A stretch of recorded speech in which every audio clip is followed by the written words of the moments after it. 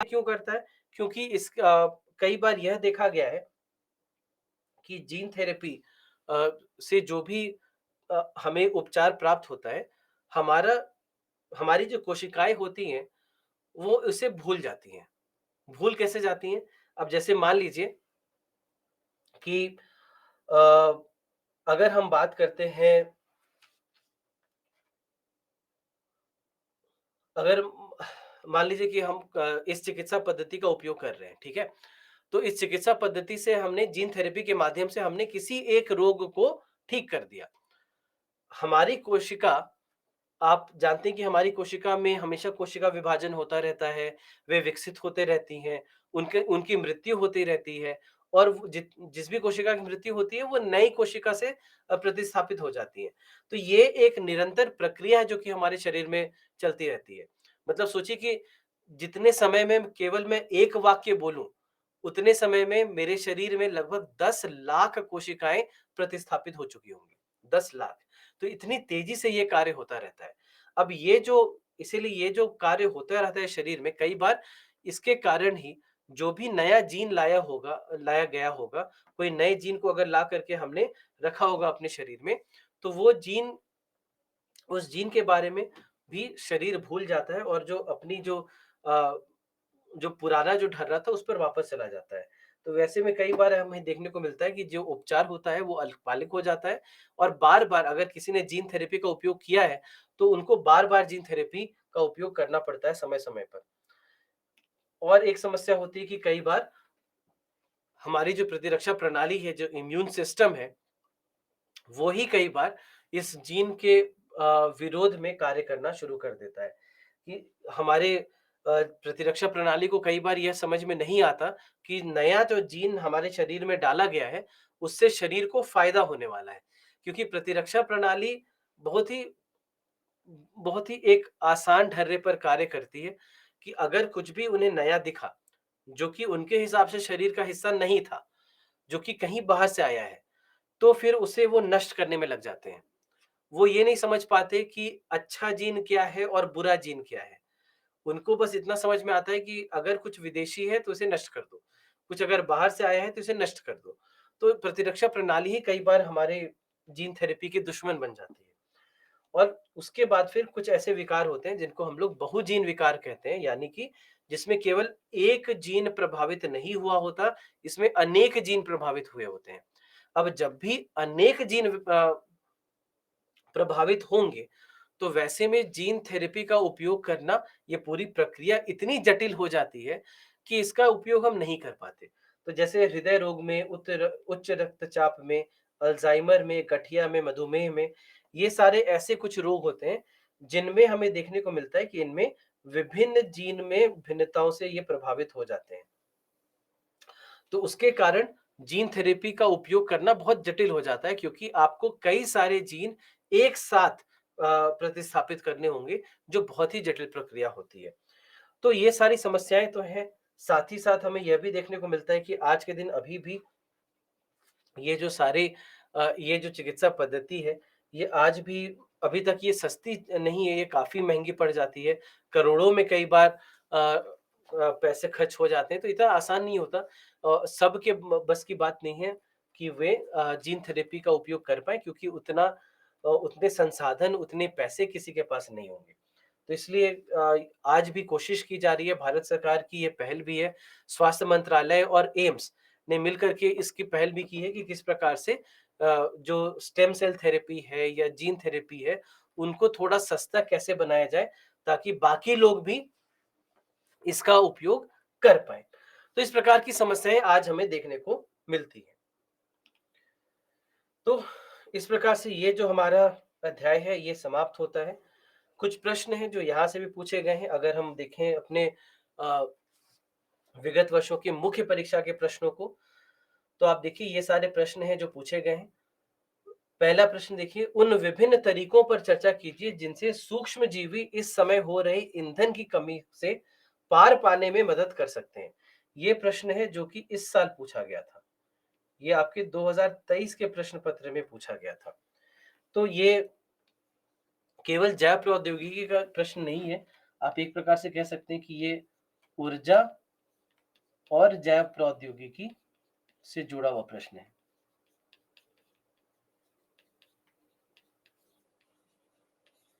इन दोनों से जुड़ा हुआ ये प्रश्न है, तो दोनों अध्याय में जो भी हमने पढ़ा है, उन दोनों को एक साथ देख कर आपको चलना होगा, दोनों को एक साथ समझ कर चलना होगा, तो वहां से इस प्रश्न का उत्तर आप दे पाएंगे। तो हमसे पूछा जा रहा है कि कैसे जो ईंधन की कमी है चारों ओर, उस ईंधन की कमी को हम कैसे सूक्ष्म जीवों के माध्यम से कैसे हम ठीक कर सकते हैं। तो यहाँ पर इसीलिए इसको समझना है कि यहाँ पर हम कैसे इसको ठीक कर सकते हैं, ये आपको जानना है।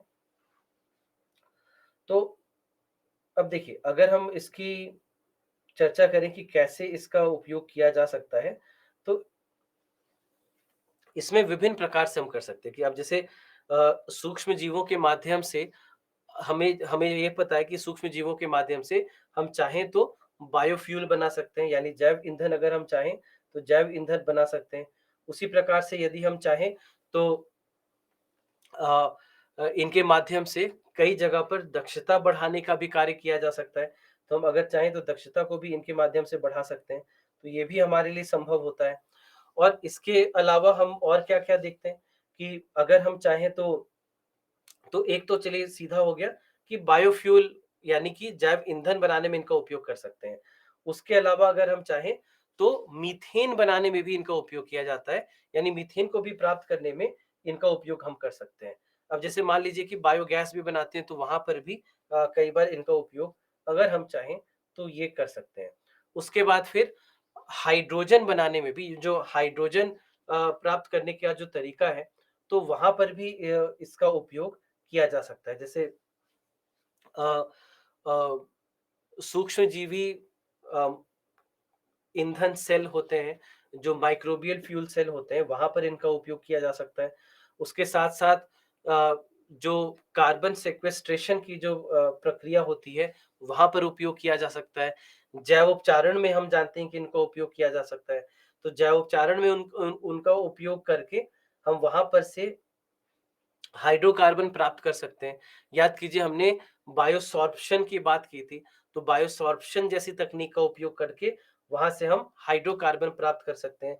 उसके बाद फिर हमने शैवाल का के बारे में बात की थी कि कैसे शैवाल में भी शैवाल संबंधी भी जो तीसरी पीढ़ी की जैव ईंधन की बात की थी हमने, तो उनके लिए भी कई बार हमने देखा है कि वहाँ पर भी सूक्ष्म जीवों का उपयोग किया जाता है।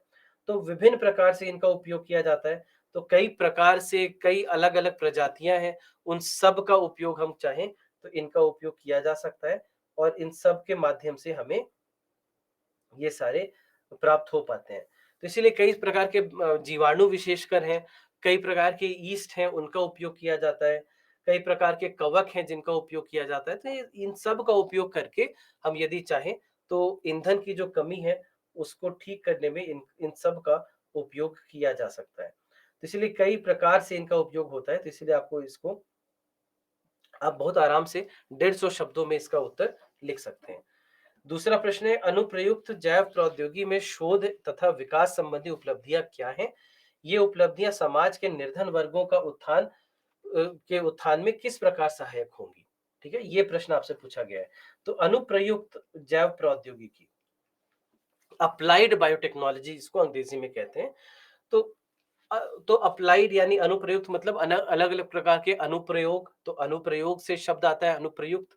तो आपको बस वही सारे अनुप्रयोग लिखने हैं जो पूरे अध्याय में हम पढ़ते चले आ रहे हैं कि चिकित्सा में कैसे, कृषि में कैसे, उद्योगों में कैसे, पर्यावरण के लिए कैसे, स्टेम सेल क्या है, जीन थेरेपी क्या है, थ्री पेरेंट्स बेबी क्या है, जीएम सरसों क्या है, इतनी सारी चीजें जो हमने पढ़ी है, मतलब कि समझ लीजिए कि ये जो उत्तर है आपका, ये पूरे अध्याय का सार है। पूरा जो अध्याय हमने कल पढ़ा और आज पढ़ा, इस पूरे अध्याय का ये सार है और कुछ नहीं है। किसानों के जीवन मानकों को उन्नत करने के लिए जैव प्रौद्योगिकी किस प्रकार सहायता कर सकती है? तो यहाँ पर कुछ नहीं करना है, जो हमने कृषि के बारे में पढ़ा, जो भी हमने कृषि अनुप्रयोग पढ़े, आपको बस वही कृषि अनुप्रयोगों के बारे में लिखना है और उसी कृषि अनुप्रयोगों को आपको बस व्यवस्थित करना है इस प्रकार से कि किसानों के जीवन मानकों के आधार पर आप उसको लिख सकें। तो लिखना वही है, जो हमने कृषि वाले भाग में पढ़ा था, कृषि अनुप्रयोगों के बारे में जो हमने पढ़ा था, आपको लिखना वही है। केवल लिखने का तरीका आपको बदल देना होगा, ताकि आप उसको किसानों के साथ जोड़ करके लिखें। आप केवल अनुप्रयोग वहां पर लिखते नहीं चले जाएं, किसानों को कैसे फायदा होता है वो सब साथ में लिखते चले जाएं। बस इतना ही करना है। तो आपको लिखने का तरीका केवल बदलना है, लेकिन उत्तर वही होगा जो हमने पढ़ा था। क्या कारण है, अगला प्रश्न देख रहे हैं कि क्या कारण है कि हमारे देश में जैव प्रौद्योगिकी के क्षेत्र में अत्यधिक सक्रियता है। इस सक्रियता ने बायो फार्मा के क्षेत्र को कैसे लाभ पहुंचाया है। ठीक है, तो ये भी आसान प्रश्न है। सक्रियता क्यों है? सक्रियता इसलिए क्योंकि इतने सारे अनुप्रयोग दिखते हैं हमें, स्वास्थ्य में, उद्योग में, कृषि में, हर जगह पर हमें दिख रहा है कि कैसे जैव प्रौद्योगिकी हम उपयोग कर सकते हैं। तो इसलिए सक्रियता है, और क्यों रहेगी सक्रियता, है ना। और उसके बाद फिर बायोफार्मा का क्षेत्र, तो बायोफार्मा के बारे में हमने पढ़ा था। बायोफार्मा में फार्माकोकाइनेटिक्स और फार्माकोजेनोमिक्स के बारे में हमने पढ़ा, वायरोथेरेपी के बारे में हमने पढ़ा। तो वही सब है, आपको वही लिखना है, यहाँ पर कुछ भी नया नहीं है। अगला प्रश्न क्या है, ल्यूकीमिया, थैलेसीमिया, क्षतिग्रस्त कॉर्निया व गंभीर दाह सहित सुविस्तृत चिकित्सीय दशाओं में उपचार करने के लिए भारत में स्टेम कोशिका चिकित्सा लोकप्रिय होती जा रही है। संक्षेप में वर्णन कीजिए कि स्टेम कोशिका उपचार क्या होता है और अन्य उपचारों की तुलना में उसके क्या लाभ हैं। एक बात आप समझिए इस उत्तर के बारे में कि इतने दूर तक पहला जो पूरा कथन है, पहला जो पूरा वाक्य है, यहाँ पर आपसे प्रश्न नहीं पूछा गया है। यहाँ पर केवल स्टेम कोशिका कितनी लाभकारी हो सकती है, बस इतना ही बताया गया है। तो एक प्रकार से आप कह सकते हैं कि ये बहुत ही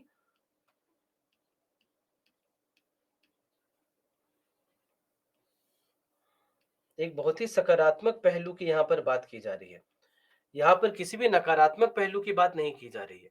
ऐसे प्रश्नों में आपको नकारात्मक पहलुओं के बारे में लिखने से बचना है, क्योंकि यहाँ पर केवल आपसे यही पूछा जा रहा है कि स्टेम सेल क्या है और इसके क्या लाभ हैं, दूसरे उपचारों की तुलना में इसके लाभ क्या है।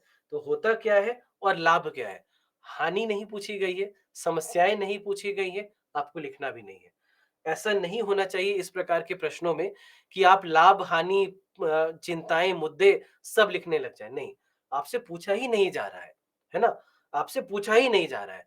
आपसे बस इतना पूछा जा रहा है कि इससे लाभ क्या होता है और ये होते क्या है। और उसके पहले तो केवल और केवल आप देखेंगे पहले पहले जो पूरा पहला जो आपका पूरा वाक्य है, इसमें तो बस इसके बारे में और अच्छी-अच्छी बातें कही गई हैं, कुछ भी बुरा नहीं कहा गया है। तो आपको भी ध्यान रखना है कि आपका जो उत्तर हो, वो भी सकारात्मक पहलुओं के ऊपर ही बात करे, नकारात्मक पहलुओं के ऊपर नहीं बात करे। लिखते भी अगर दीजिए कि हाँ, ये समस्याएँ हैं, लेकिन इसका निजात करने की कोशिश की जा रही है, इसके ऊपर शोध किया जा रहा है, इसको और बेहतर करने की कोशिश की जा रही है। तो ये सब कुछ जो है सकारात्मक आपको करके चलना होगा। इस तरह के प्रश्नों में कभी ऐसी कोई गलती ना करें कि आप इसके नकारात्मक पहलुओं के बारे में लिखने लग जाएँ, क्योंकि आपको पता है कि इसके नकारात्मक पहलू हैं। आप जानते हैं चिंताओं के बारे में, आप समस्याओं के बारे में पढ़ चुके हैं, तो आप चाहते हैं कि चलो लिख देते हैं, पता तो है ही। लेकिन ऐसा नहीं करना है, क्योंकि यहाँ पर आपसे वैसा कुछ पूछा ही नहीं जा रहा है। ठीक है? तो ये सारे प्रश्न हैं, तो देख सकते हैं आप कि प्रश्न जो है बहुत आसान है। प्रश्न वही है जो हम लोग पढ़ते चले आ रहे हैं, वही सारी बातें आपसे पूछी जा रही हैं, कुछ भी नया नहीं पूछा जा रहा है। बस आपको अपने लिखने का तरीका अपने हिसाब से उस प्रश्न के हिसाब से आपको ढलना होगा और आपको इसके उत्तर लिखने होंगे। आपके पास सारी बिंदुएँ हैं, बस आपको लिखने का तरीका प्रश्न के हिसाब से बनाना होगा, बस। तो ये यहाँ पर ये जो हमारा अध्याय है, ये समाप्त होता है। अगर कोई प्रश्न हो, कुछ अगर आप पूछना चाहते हो तो एक बार पूछ लीजिए, उसके बाद फिर हम अपने अगले अध्याय पर बढ़ते हैं।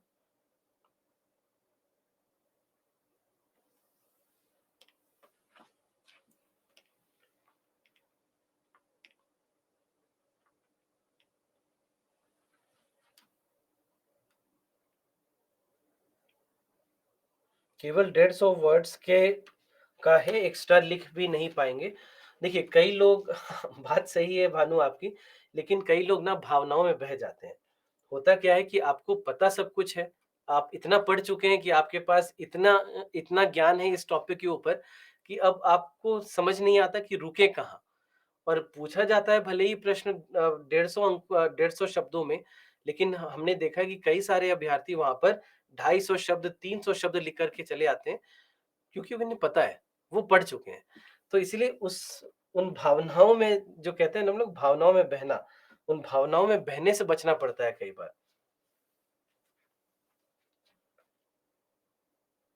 जीन थेरेपी का डेफिनेशन बता दीजिए कुसुम आपने पूछा। तो जीन थेरेपी का डेफिनेशन बस इतना ही है कि जहाँ पर भी जीन का प्रयोग किया जाए। कल की कक्षा में हमने पढ़ा था, शुरुआत हमने वहीं से की थी कि जहाँ पर भी जीन का उपयोग किया जाए, यानी कि किसी रोगी जीन को या तो आप संशोधित कर दें या फिर उस रोगी जीन को हटाकर उसकी जगह पे नया जीन डाल दें, या फिर यदि किसी जीन की अनुपस्थिति के कारण यदि कोई रोग हो रहा हो, तो उस जीन को कहीं से ढूँढ कर लाएँ और उसको शरीर का हिस्सा बना दें। तो इस प्रकार से जब भी किसी जीन का प्रयोग करते हैं किसी भी रोग के रोकथाम या उपचार के लिए, तो वैसे में इसको हम लोग जीन थेरेपी कह सकते हैं।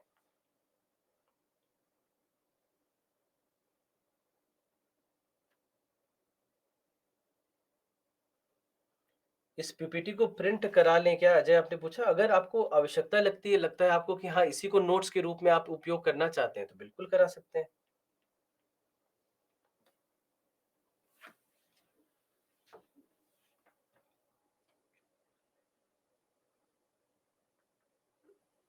डीएनए को कृत्रिम रूप से बनाया जा सकता है, बनाने का तरीका तो बिल्कुल है। बहुत जटिल है लेकिन असंभव नहीं है। फिर अनुराग आपने पूछा फर्स्ट क्वेश्चन एक बार फिर बता दीजिए। तो फर्स्ट क्वेश्चन यहाँ पर है कि सूक्ष्म जीवों का उपयोग हम कैसे कर सकते हैं ईंधन की कमी से पार पाने में, है ना? वहां पर कैसे हमारे हमें मदद मिलेगी, ये पूछा जा रहा है। तो यहाँ पर विभिन्न पहलू हैं इसके कि अलग अलग प्रकार से हमें इनकी उपयोगिता देखने को मिलती है। तो जैसे सबसे पहले तो अगर आप चाहें तो लिख सकते हैं कि कैसे जैव ईंधन बनाने में मदद मिलती है। तो जैव ईंधन बनाने में इनकी क्या भूमिका होती है? इसमें विशेषकर जब हम किण्वन की बात करते हैं तो किण्वन यानी फर्मेंटेशन में कैसे हमें मदद मिलती है, उसके बारे में आप लिख सकते हैं। तो जैव ईंधन तो यहाँ पर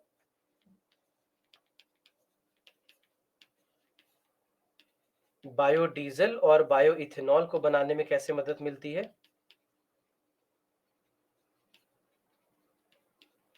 ये लिख सकते हैं। उसके बाद फिर इसके अलावा हाइड्रोजन में मदद मिलती है, हाइड्रोजन बनाने में मदद मिलती है। तो वहाँ हाइड्रोजन उत्पादन में भी इनका उपयोग किया जा सकता है। इसके साथ ही साथ हम देखते हैं कि अगर चाहें तो बायोगैस वगैरह भी बना सकते हैं। तो बायोगैस, बायो सीएनजी,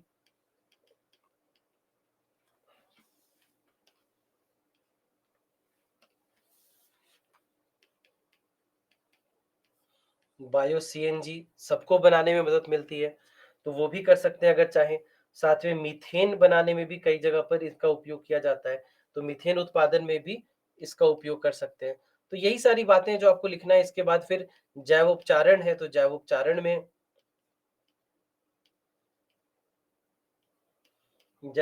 में इसका उपयोग किया जा सकता है, तो वो लिख सकते हैं। उसके बाद फिर माइक्रोबियल फ्यूल सेल होते हैं, एमएफसी होते हैं, उनको बनाने में इनका उपयोग किया जा सकता है। उसके बाद फिर कार्बन सेक्वेस्ट्रेशन में इनका उपयोग किया जा सकता है। तो बहुत सारे बिंदु हैं जो कि लिखा जा सकता है।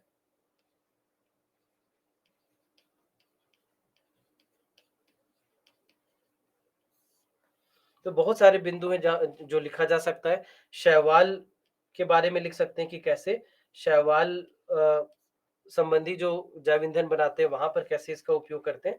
तो ये सारी बातें यहाँ लिखी जा सकती है। तो बहुत सारे बिंदु हैं जो यहाँ लिख सकते हैं।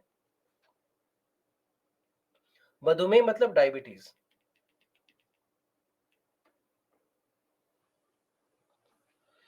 मेंस के प्रैक्टिस के लिए लास्ट ईयर क्वेश्चंस अच्छे रहते हैं, राज आपने पूछा। हाँ बिल्कुल, क्योंकि उससे कुछ नहीं तो कम से कम आपको रिवीजन करने का मौका मिल जाता है कि आपने जो भी पढ़ा उससे फिर भी आप उसका उत्तर लिख पा रहे हैं कि नहीं, उससे आपको आसान हो जाता है। तो बिल्कुल सही बात।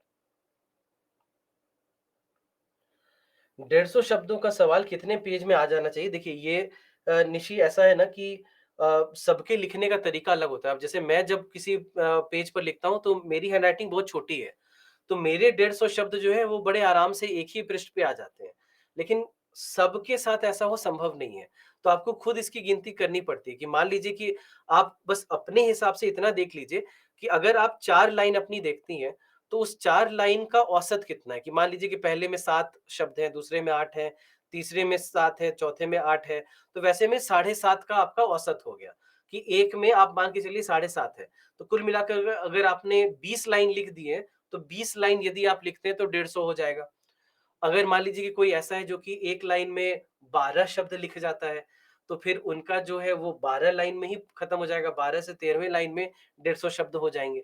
तो ये बिल्कुल समझ लीजिए कि सबका बिल्कुल सबकी वर्तनी सबकी हैंडराइटिंग, सबकी लिखावट जो है वो अलग होती है। तो लिखावट आपकी अलग है, हैंडराइटिंग आपकी अलग है। कुछ बहुत बड़े लिखते हैं, कुछ बहुत छोटे लिखते हैं, तो उसके हिसाब से ये अलग हो जाता है। तो ये कहना मुश्किल होगा कि कितने लाइन पर है, उसको आपको अपना खुद देखना होगा।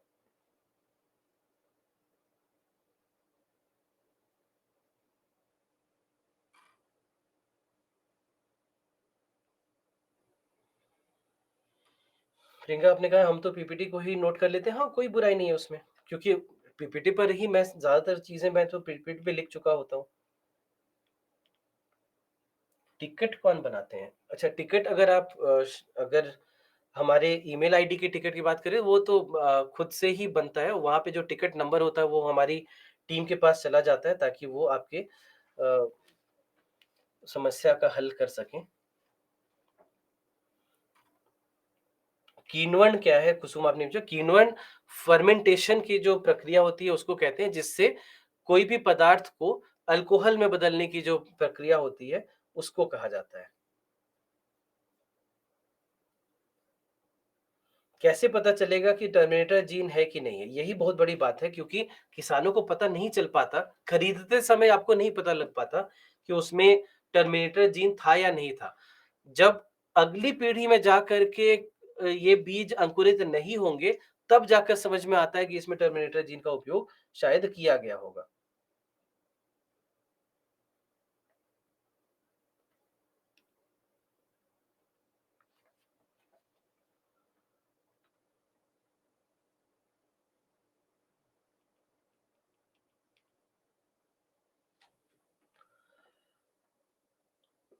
फिफ्थ क्वेश्चन में सकारात्मक पहलू मीन्स, सकारात्मक पहलू मतलब पॉजिटिव एस्पेक्ट्स, उसको अंग्रेजी में कहते हैं कि जो उसका लाभ वाला जो भाग है, केवल लाभों के बारे में चर्चा करना, उसको सकारात्मक पहलू कहेंगे।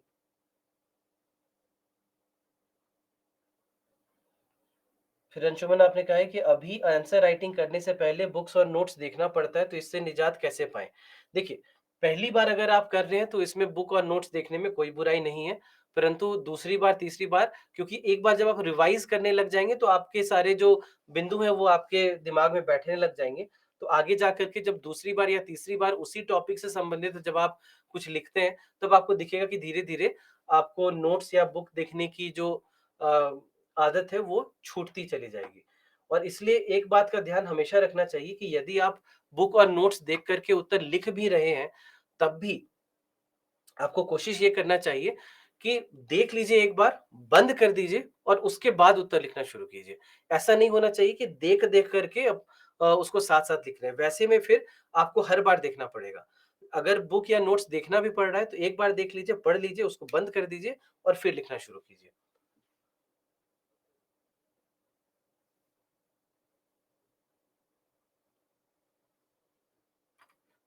बायोडीज़ल कहाँ सूक्ष्मजीवी से बनता है? बायोडीज़ल बनाने में हम कई बार सूक्ष्मजीवों का उपयोग तो करते हैं, क्योंकि उनके माध्यम से हमें हमारे लिए थोड़ा-सा आसान हो जाता है बायोडीज़ल बनाना। तो विशेषकर हम देखते हैं कि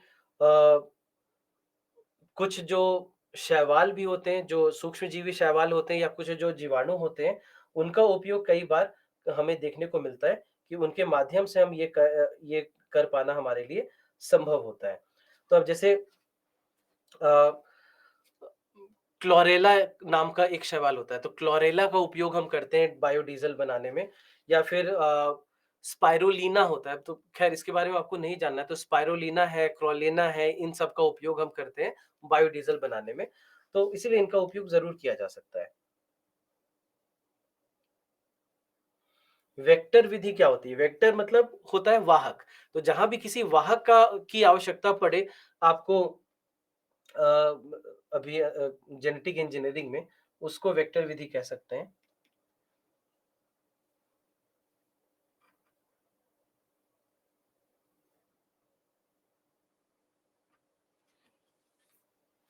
देवेंद्र आपने पूछा क्लियर नहीं हुआ है कि फिंगरप्रिंट से कैसे बच्चा पैदा हो सकता नहीं, फिंगरप्रिंट से नहीं, हम लोग ये कह रहे हैं कि डीएनए फिंगरप्रिंट के माध्यम से आपको पता लग जाता है कि किस प्रकार के जीन आपको चाहिए, तो फिर उसका दुरुपयोग किया जा सकता है। पांचवा प्रश्न क्या कहना चाहता है फैजान आपने पूछा है, तो पांचवें प्रश्न में बस आपको स्टेम सेल थेरेपी के जितने भी लाभ या जितने अनुप्रयोगों की हमने बात की, आपको उसके बारे में यहाँ पर लिखना है।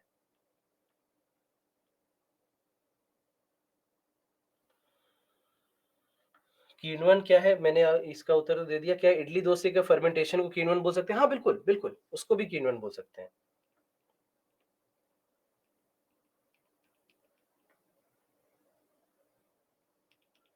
250 शब्दों के आंसर से कम से कम कितना शब्द हो तो समस्या नहीं होगी। अगर 250 शब्दों में लिखना है तो 220-30 तक अगर आप पहुँच चुके हैं, तो कोई समस्या नहीं होगी। उसी प्रकार से 260-70 तक भी चले जाएँ तो कोई दिक्कत नहीं होगी। तो 10-20 पीछे या 10-20 ऊपर है तो कोई दिक्कत नहीं है।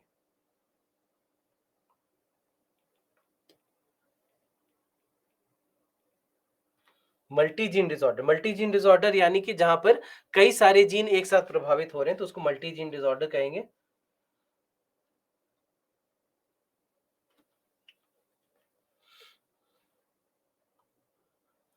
आंसर के जो शब्दों को कैसे गिना मतलब कि जैसे की, है, का, उसको इत्यादि को भी जोड़ते हैं। हाँ, हाँ, जितने भी शब्द हैं, सारे शब्दों को जोड़ा जाता है।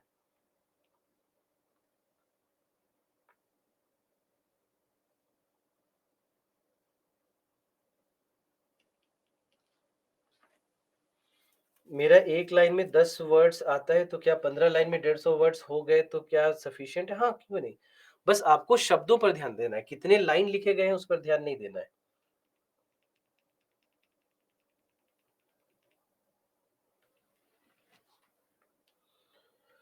फिर मूलचंद आपने कहा कि यदि कोई कंपनी टर्मिनेटर जीन का प्रयोग कर रहे हैं और पैकेट पर इसकी जानकारी नहीं दी है तो वो कानूनी अपराध है? हाँ, बिल्कुल, बिल्कुल ये कानूनी अपराध है।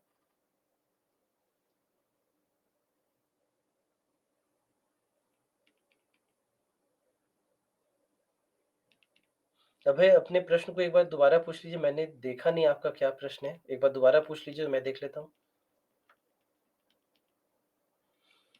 थ्री पेरेंट्स बेबी के कॉन्सेप्ट में हमने बस इतना समझा मधुकिला का आपने पूछा है तो थ्री पेरेंट्स बेबी में हम क्या कर रहे हैं कि जो भी अगर मान लीजिए कि माता की सूत्र कणिका में कोई समस्या है, कोई विकार है, तो वहां पर किसी एक दाता के अंडाणु कोशिका को लिया जाएगा, वहां पर के न्यूक्लियस को हम लोग बाहर निकाल देंगे और जो माता है उसके न्यूक्लियस को इस दाता के कोशिका के भीतर डाल दिया जाएगा और उसके बाद फिर इस कोशिका का निषेचन होगा जो पिता के शुक्राणु होंगे उसके साथ और उसके बाद फिर यह विधि आगे बढ़ेगी।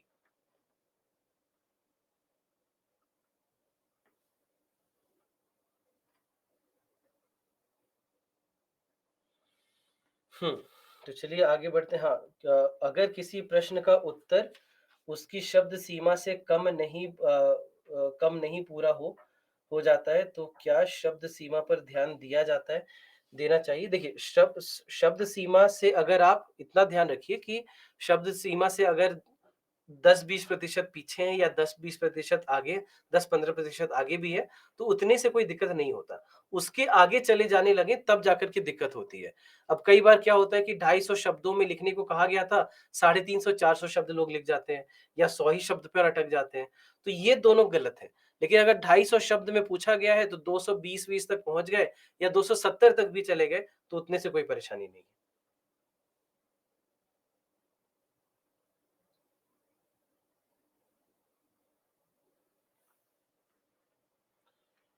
चलिए, तो आगे बढ़ा जाए और अगला जो हमारा अध्याय है नैनो प्रौद्योगिकी, उसकी चर्चा करते हैं। तो नैनो प्रौद्योगिकी में हम क्या पढ़ रहे हैं? नैनो प्रौद्योगिकी का अर्थ क्या है? ये समझते हैं सबसे पहले। तो ये शब्द है नैनो। नैनो जो शब्द है, नैनो शब्द कहाँ से आता है? नैनो शब्द का प्रयोग कहाँ पर करते हैं? जहाँ पर भी कुछ बहुत छोटा हो, वहाँ पर नैनो का प्रयोग करते हैं।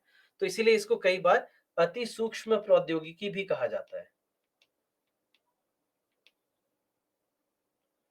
हिंदी में आप देखेंगे कई जगह पर कई बार अति सूक्ष्म प्रौद्योगिकी भी इसको कहा जाता है।